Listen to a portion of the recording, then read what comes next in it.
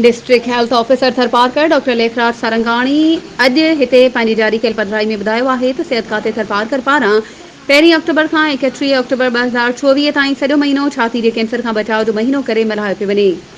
जारी कयल पधिराई में हिन चयो आहे त शऊर जी घटिताई ऐं अणॼाणाईअ सबबि असांजे मुल्क में छाती जे कैंसर जे मरीज़नि में ॾींहों ॾींहुं वाध अची रही आहे, जंहिंखे रोकण लाइ इलाज सां गॾोगॾु औरतुनि में सुजागी आणणी पवंदी त जीअं उहे इन बीमारी बाबति डॉक्टरनि तोड़े पंहिंजे कुटुंब के बिना कंहिं हिबक जे ॿुधाइनि।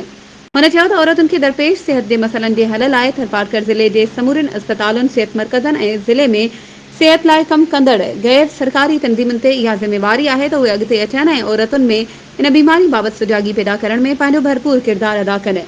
हुन चयो त हिन महीने दौरान पूरे ज़िले में जागरूकता सेमिनार कराया वेंदा ऐं आगाही मुहिम हलाई वेंदी, जॾहिं त डॉक्टर ख़ासि तौर ते लेडीज़ हेल्थ वर्करनि खे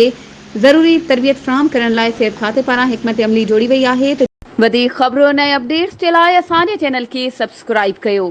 ऐं हा, बेल आइकन खे प्रेस करणु न विसारिजो त जीअं असांजी हर नई अचण वारी वीडियो तव्हां ताईं पहुची